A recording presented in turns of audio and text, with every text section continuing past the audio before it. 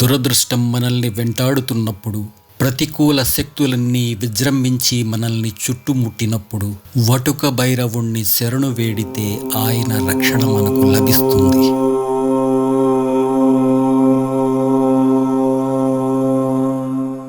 ఓం హ్రీం వం వటుకాయ ఆపదుద్దరాణాయ కురు కురు వటుకాయ వం హ్రీమో. ఇది మహాశక్తివంతమైన వటుక భైరవ మంత్రం. ఈ మంత్రం యొక్క అర్థం ఏమిటంటే, ఓ పరబ్రహ్మ స్వరూపుడా, మహాశక్తి రూపుడా, వటుక భైరవ స్వామి, మమ్మల్ని అన్ని ప్రతికూల శక్తుల నుండి, ఆపదలు, ప్రమాదాలు మరియు కష్టాల నుండి రక్షించు, పరిపూర్ణ దైవ కటాక్షాన్ని అనుగ్రహించు అని అర్థం. భక్తులను దురదృష్టాల నుండి కాపాడి వారికి దైవ అనుగ్రహాన్ని ప్రసాదించే దైవం వటుక భైరవుడు. తంత్రశాస్త్రాల ప్రకారం వటుక భైరవుడు తామస స్వరూపుడు. వటుక అంటే బాలుడు అని అర్థం. భైరవుని శక్తి అపారమైనది, నియంత్రించలేనిది. తన అపార కరుణ వలన భైరవుడు వటుక భైరవుడుగా అవతరించాడు. భక్తులు ఆయనను ఆరాధించాలన్నా ఆయన అనుగ్రహం కావాలి. రోజు ఈ మంత్రాన్ని ఉచ్చారణ దోషాలు లేకుండా జపం చేసినా లేదా భక్తి శ్రద్ధలతో విన్నా ఆయన అనుగ్రహం లభిస్తుంది. వటుక భైరవుని ఆరాధించే రోజుల్లో నియమంగా కుక్కలకు ఆహారం పెట్టడం వల్ల మంచి ఫలితాలు లభిస్తాయి. వటుక భైరవుని ఆరాధన వల్ల ప్రతికూల పరిస్థితులు తొలగిపోతాయి. ప్రమాదాలు, అకాల మరణాల భయం తొలగుతుంది. మహాలక్ష్మి కటాక్షం లభిస్తుంది. శని దశ మరియు ఇతర గ్రహ దోషాలు శాంతిస్తాయి. జీవితం మొత్తం రక్షణ, స్థిరత్వము లభిస్తుంది. భక్తితో ఈ మంత్రాన్ని వినండి. ఓం హ్రీం వం వటుకాయ ఆపదుద్దరాణాయ కురు కురు వటుకాయ వం హ్రీమో. ఓం హ్రీం వం వటుకాయ ఆపదుద్దరాణాయ కురు కురు వటుకాయ వం హ్రీమో. ఓం హ్రీం వం వటుకాయ ఆపదుద్దరాణాయ కురు కురు వటుకాయ వం హ్రీమో. ఓం హ్రీం వం వటుకాయ ఆపదుద్దరాణాయ కురు కురు వటుకాయ వం హ్రీమో.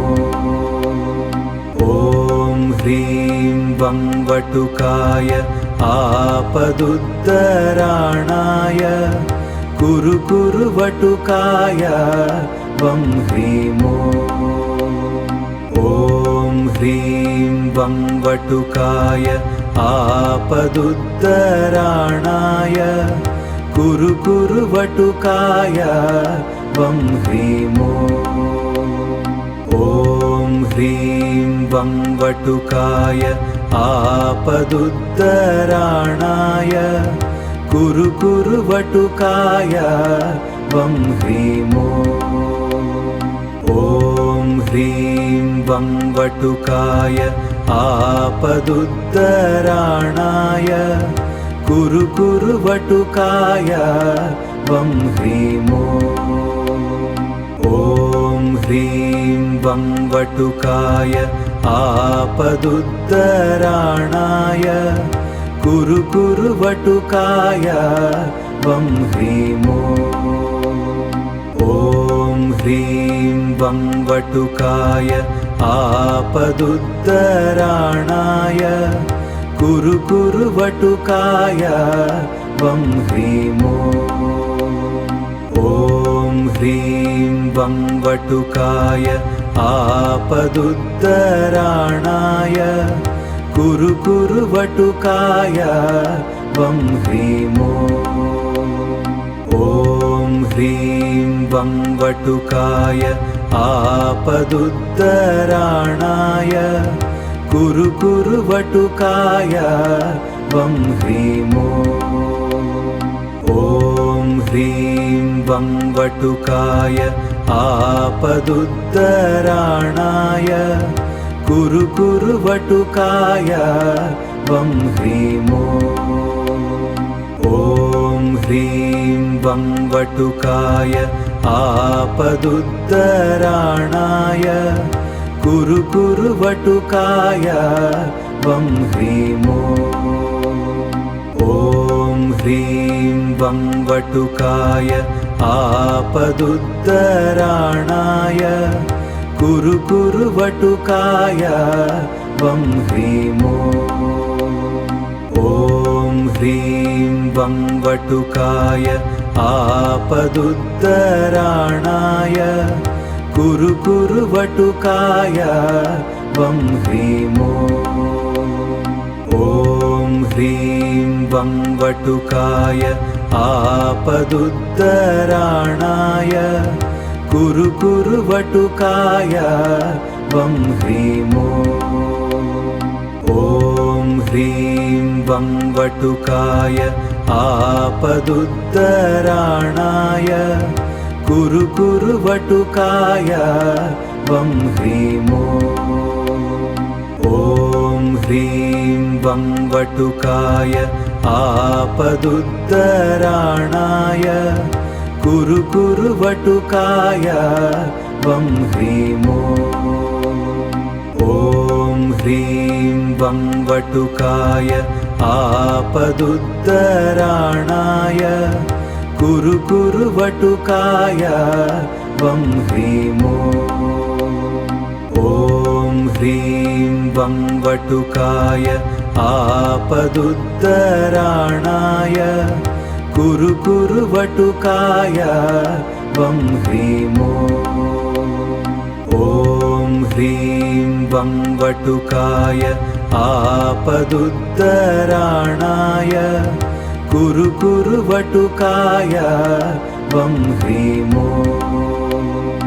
ॐ ह्रीं वं वटुकाय आपदुत्तराणाय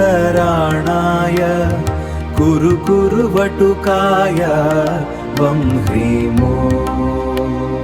ॐ ह्रीं वं वटुकाय आपदुत्तराणाय कुरु कुरु वटुकाय वं ह्रीं ॐ ह्रीं वं वटुकाय आपदुत्तराणाय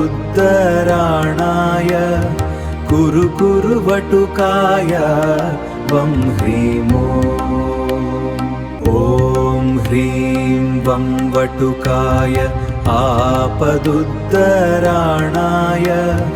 कुरु कुरु वटुकाय वं ह्रीं ॐ ह्रीं वं वटुकाय आपदुत्तराणाय कुरु कुरु वटुकाय वं ह्रीं ఈ తరం యువతకు ఉపయోగపడాలన్న మంచి ఉద్దేశంతో 700 ఎపిసోడ్లుగా రూపొందిస్తున్న 700 శ్లోకాల గీతా శ్లోకం ప్రాజెక్టు మరికొన్ని నెలల్లో మీ ముందుకు రాబోతోంది. దీనికి మీ వంతు సహకారం అందించి ఓ మంచి సంకల్పంలో భాగం అవ్వండి. వివరాలు డిస్క్రిప్షన్లో ఇవ్వబడ్డాయి. ధన్యవాదాలు. మీ శ్లోక రత్నాకరం.